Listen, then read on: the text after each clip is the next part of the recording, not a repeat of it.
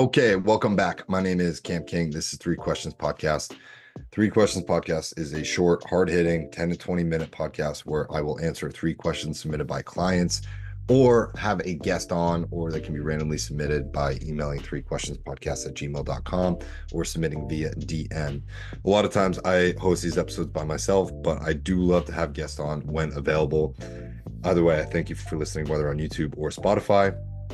No reason to talk about anything else. I like answering all these types of questions, whether it is personal based, professional based, about marketing, sales, business building, coaching, fitness, diet, exercise, anatomy, physiology, conspiracy theories, you name it.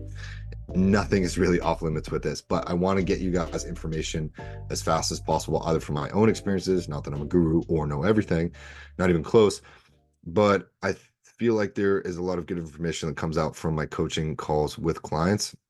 And a lot of these questions are derivatives of that, whether the clients themselves submit these or they're questions I come up with that I feel like I am answering on a regular basis. So without further ado, you should be able to listen to these, 1.5 speed, get a good amount of information in a new frame of reference for your life in about 10 to 15 minutes. So without further ado, let's go reset my timer and hop into question number one for episode number 76. So, have you ever broken off a coaching client relationship? Ooh, uh, I have not. I have not, but I feel like I know when a client no longer needs to be coached and or mentored, and I'm very honest about that. So right now I have a pretty young client out of Miami. I think he's 24, and I'm very impressed by him. And my goal for coaching and for these client sessions is I want to give all of these people enough to the point where they don't need a coach or a mentor for a while. I want to get them to the next plateau. And if they can jump to two plateaus, awesome. But I'm very honest in the fact that I want to give you guys absolutely enough so that you don't need me anymore. So that your understanding of the world, your perspective has changed. You can see more of the mosaic about life, and you really don't feel like you need a coach or a mentor anymore. And that's the whole point, right? If you're getting coaching for, a year or two or three, maybe you absolutely love that coach or is helping you with business and they're helping you make a ton of money, which I do, but I generally only really feel like I need to work with people for about 3 to 9 months max. That's probably the average is probably about 6 months. And then if they want to go on their own for about 3 months or 4 months or 6 months and then come back for more because they want to work on a new level of things, I also really like that. But I find that when I meet with people at most bi-weekly, I prefer to meet with people weekly. It's very easy to see their progress and see that they're understanding things because I will go back and I'll quiz them on things, right? Quiz them on keeping their word, becoming better people, having better habits and routines, staying away from vices and addictions, understanding their emotions. And then when we get through all of that, right? Dieting, fitness, exercise, all of that stuff, once they have that on lock, then we can talk about the professional stuff. Then we can talk about manifesting. Then we can talk about having multiple businesses or how to optimize and automate and delegate certain things to the point where they are running companies and getting to the next level of stuff. That's the goal. But you can't be doing all of those things at the top tier, at a executive level tier, if you're still waking up and the first thing that you're doing is checking social media, or if you're still addicted to porn, or if you're having problems with alcohol or with weed. You can't be doing those things that we just talked about. So no, I've never broken off a client coaching relationship, and I don't want to because there's so much there. But I'm very honest about being like, hey man, I think you really only need like 4 or 5 more sessions, right? I think another 3 to 5 sessions would be great for you, and here's why, right? And then I want them to go and start practicing that on their own. If they feel like they're struggling or they're drowning, cool, come on back. We can sort of retool and re-gear things, but I want to train you to not need someone like me. I don't want to be your accountability coach forever. I want you to be your own accountability coach. And I'm very honest and kind of harsh with my clients. I mean, like, dude, you can do this, right? Or with my female clients, they're so empowered. And all I am is just a mirror to help people understand how much power that they actually have, how much autonomy they actually have, right? You're spending a lot of energy focusing on these things that are out of your control. How about we stop going on all of the dating apps trying to find the right person, and instead we just focus on taking care of what we have at home and getting better sleep and filling up our cup and then doing what we authentically want, and then everything else can sort of align to us on the road that we've already built for ourselves. That's it. That's all I'm trying to get people to understand. And I see a lot of people scurrying and running back and forth across the road instead of just walking their path. So No, I've never broken off a client coaching relationship. I don't really get angry or upset. I typically leave all my client sessions for them to talk as much as possible, and I try to inherently guide them to seeing their own power. So that's it. And sometimes some clients are closer than others, and that's really all I need to say about that. So hopping into question number 2 for episode number 76. What is your advice for people who need to overcome fear? This is a good one. So I just watched a content piece the other day talking about fear. And there are so many good quotes about fear, but the best one I've ever heard was from George Clooney. It's in some movie. And he talks about fear and courage in the quote. And I'm gonna butcher the hell out of it. So please excuse me. But George Clooney talks about how you get courage.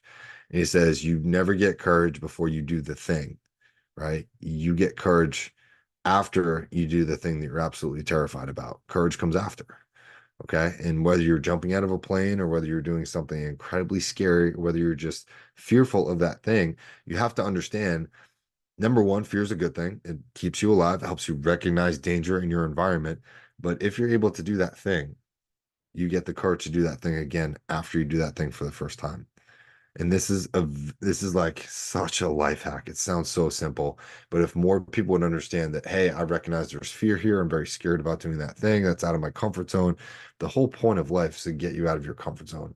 And whether you willingly put yourself out there or whether you do this at a totally different point, you have to understand that fear is designed to keep you into your comfort zone. And when you stay in your comfort zone for too long, you become very, very hardened. You become very hardened to wanting to leave that comfort zone. You become very used to that. And anything that is outside of that, you will inherently start to view as negative or dangerous or not good for you. And that is the danger of life. That means that you are now dying because your perspective is not growing. Your perception is the same as it's always been. And these are things that will kill you and make you dumb and make you weak. And the whole point of life is that it will forcibly push you outside of that comfort zone, whether you want to or not, whether you like it or not. It will bring danger and suffering and all of these terrible things to your life. But that is for you to grow. That is for you to experience things. And again, you get courage after you do that thing that you're scared of.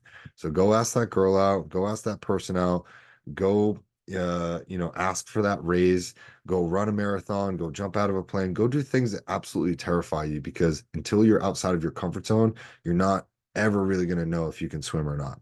That's the whole point of life. You never lose, you either win or you learn. And fear is part of that thing, but if you feel fear, I want you to go and do that thing anyway. And then I want you to get the courage after. And then you feel fear for another thing. I want you to go and do that thing.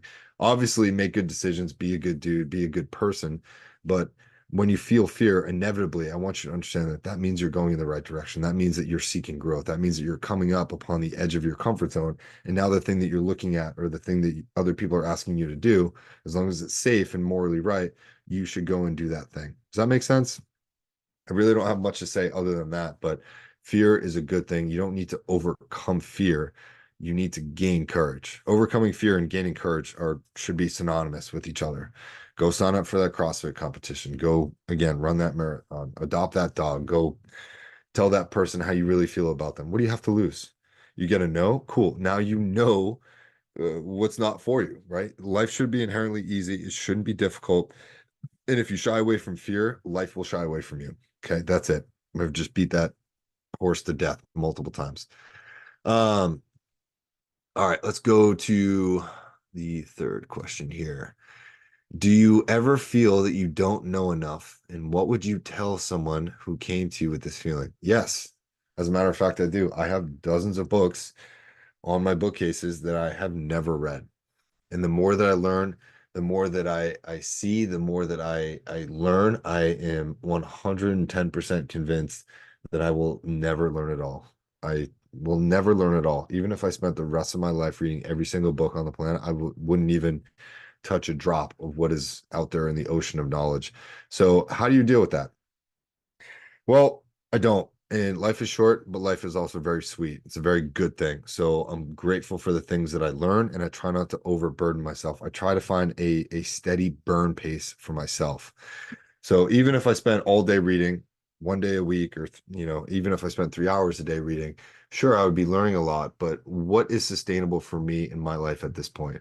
What element of incorporating new knowledge into my life would be a value added instead of a value taken away? What is the trade-off value for me continuing to acquire knowledge?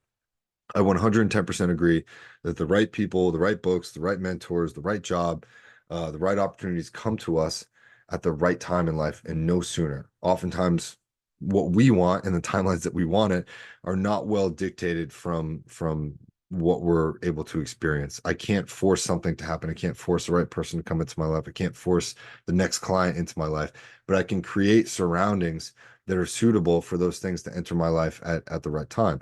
And I view knowledge as the same way. If you are not adding knowledge into your brain, like your brain has an insane amount of memory and like potential terabytes. I looked this up one time, but your brain has so many bytes of memory available to it that you could essentially kind of read a book a day for the rest of your life and still not even get close to filling it up. Now, if humans only use 5 to 10% of our brain, who really knows if we can even fathom just how much our brains are capable of?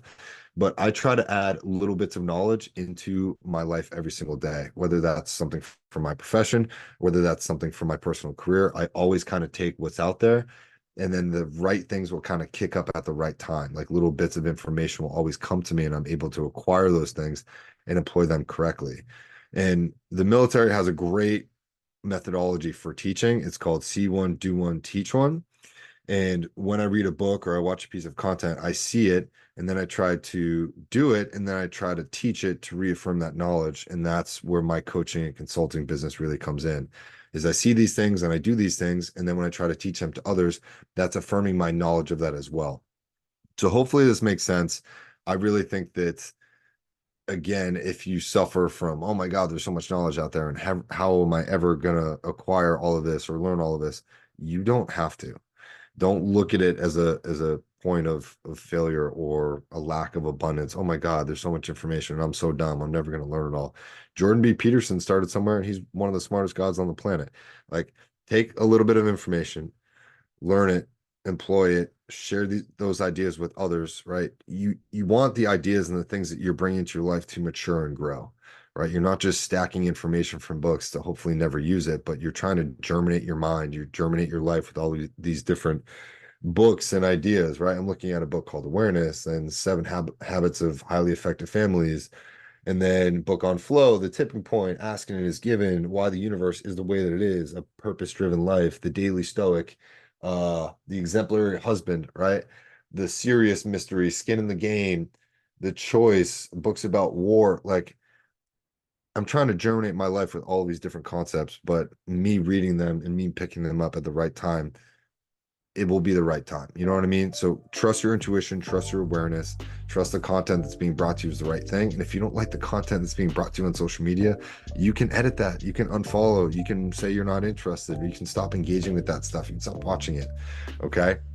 So remember, the tools are always in your hands. Your job is to continue learning and to employ that knowledge tactfully at the right time in your life and to mature and grow those ideas as you possibly can as well. Okay.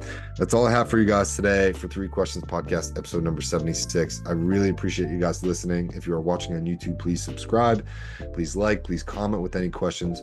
And then if you are listening on Apple Podcasts or Spotify or anywhere else, please leave a review. Please also subscribe and submit questions via DM. I will talk about anything relating to personal or professional conspiracy theories, weather, and if you'd like to be a guest, please also come on, right? I would love to get your expertise. I would love to get your insight. I would love to get your 2 cents on how and why things are the way that they are, and to share your expertise and connect you to a wider audience as well. So thank you very much. My name is Cam. This has been Three Questions Podcast, episode number 76, and I will see you soon.